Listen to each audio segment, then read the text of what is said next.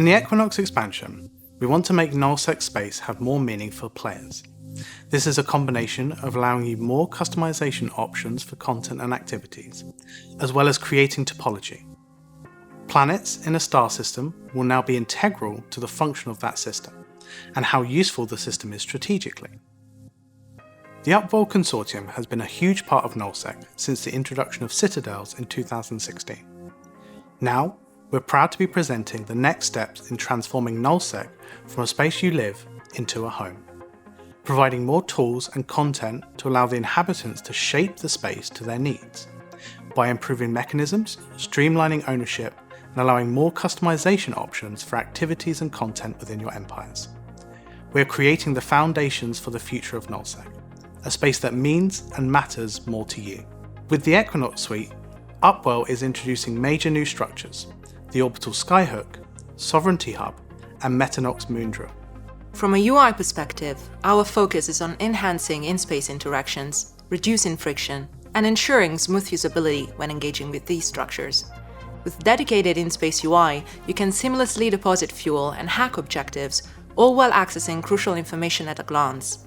This streamlined interface will empower you to interact with these structures effortlessly, without breaking immersion. The Orbital Skyhook will be required to extract resources from a planet. With each new resource, power, workforce, reagents, there will be planet archetypes that can only produce that type of resource. This means that some systems with an abundance of one type of planet, but none of the others, will have limitations on what upgrades the system can provide. In terms of Upwell's new technology, the Orbital Skyhook will be the anchor, extracting resources from the planet. Sovereign owners of a star system will be able to deploy these giant structures as a replacement for the customs office. Firstly replacing, but retaining the functionality of customs offices as a resource interface for planetary industry. And secondly, opening up an extraction of new resources introduced with Equinox: power, workforce, reagents. Power comes from suns, plasma, and storm planets. It's a hard limitation that determines how many upgrades your Sovereignty Hub can online. Workforce consists of people, specialists, and tools that are required to run these upgrades. It's a softer limitation, and you can move them from system to system, although some conditions apply. Reagents are two new fuel types, essentially, that come from lava and ice planets. You need them to keep the upgrades lights on, and they're also used in the metox Moondrill. They're freely exchangeable, so the economic types might want to pay attention to whole new markets opening up. Perceptive types will notice that power is a bit of baseline, but the other two, especially the other two, have potential for disruption. Messing with an enemy workforce by attacking a Sovereignty Hub's workforce transfer complex, or a workforce providing Skyhook directly, or starving them of an essential reagent prior to an attack, are now viable stratagems, and new meaningful conflict drivers for raiders and attackers. With these resources extracted, both power and workforce will become available to use in the Sovereignty Hub. However, reagents, both magmatic gas and superionic ice, will need to be collected and distributed. With the introduction of colony resources, you can now tap into the wealth of resources available on planets within your territory. You can easily access information about power, workforce, and reagent distribution through the agency window under the Resource Harvesting tab. You can search and filter for specific resources, their availability and quantity, empowering you to make informed decisions about expanding your sovereign space and target valuable star systems. As power and workforce will be required for sovereignty upgrades, there is fresh opportunity for players looking to sabotage and create more disruptive type gameplay by choosing to destroy the Skyhooks. These structures will behave very similarly to medium Upwell structures, with a single shield reinforcement and damage caps on both armor and hull. Skyhooks will not stop working while reinforced.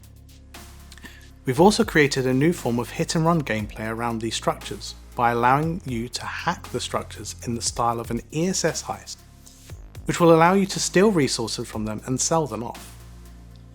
Reagents in the Skyhook will also have a period of maturation within the structure to ensure that there is always some form of vulnerability from the theft gameplay. And due to the attention these new structures have created, they'll draw the notice of local pirate forces, so be wary of warping to these structures in undefended haulers.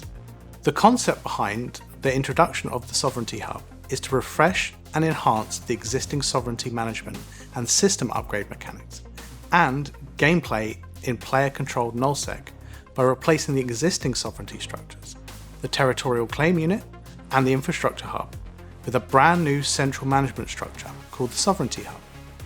The key feature of the sovereignty hub is sovereignty upgrades. These upgrades serve as the primary means through which you can improve systems you control, providing value to the owner of the space and creating drive to capture space, which in turn is intended to ignite territorial conflicts.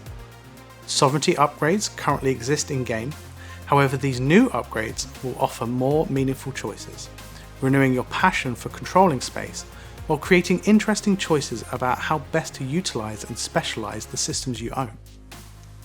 One example of the improved Sov upgrades is the addition of a new, harder combat anomaly for the pirate detection array upgrade. Furthermore, all of these sites detected by this array will now have a chance to escalate with the possibility of an officer escalation and a combat site for capitals. Another upgrade will allow the detection of previously undiscovered ores, so you can choose what minerals in your system will provide and potentially reduce manufacturing bottlenecks. For those of you in managerial roles, a dedicated interface offers the ability to install and prioritize upgrades. Here, you can design your desired layouts for upgrades, monitor resources available to the Sovereignty Hub, and manage workforce transport efficiently. This interface provides a centralized hub for strategic decision-making, allowing managers to optimize the territory effectively. Additionally, all players within a Sov-holding alliance can now track alliance progress, receive updates, and gain insights into their Sov space activities through the corporation window. We've revamped the Alliance tab, dedicating a section specifically to sovereignty. Our goal here is to strike a balance between clarity, accessibility, and engaging aesthetics. By incorporating table layouts for easy sorting, introducing filters for enhanced research, and integrating graphical data representation for items such as resource allocation and fuel consumption, we aim to deliver an interface that not only informs, but captivates, ensuring you stay engaged and up to date about the state of your territory. Equinox will also introduce a new deployable structure, the metox moon drill. This structure can be deployed at moons in low-sec, null-sec, and wormhole space, and is fueled by some of the new reagents. The metox moon drill will slowly collect the resources obtained from mining and refining moon ores. Although the metox is less efficient than if the resources were manually collected using an Athena or Tartara, this allows small alliances and corporations which are more aggressor focused but do not have the manpower to mine moons the ability to still utilize them. For the groups that do have the manpower, they can focus their attention on the high value moons while the metox takes care of the low value ones. Metox moon drills are vulnerable to attacks, only having a single short reinforcement time. If they are reinforced, then any materials inside them are trapped inside, allowing aggressors the opportunity to provoke an engagement or loot the resources for themselves. If they manage to destroy the structure successfully, aggressors will be able to deploy their own metox in its place. This new technology suite from Upwell will make where you are in the universe matter. The tech allows you to really specialize the systems you call home, and then move workers around on your whim. To make the best use of the Equinox suite, you will have to plan ahead and be aware of possible attack vectors. For example, a system might have a high power potential, but there aren't many workforce sources nearby, and it could easily be cut off.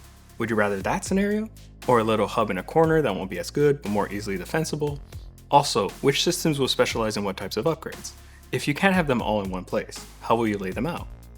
Equinox will create opportunities for raiding, trade, and betrayal, high-level specialization of specific systems for mining or rattling, using metox moon drills to bait fights, or on a massive scale to make tons of ISK.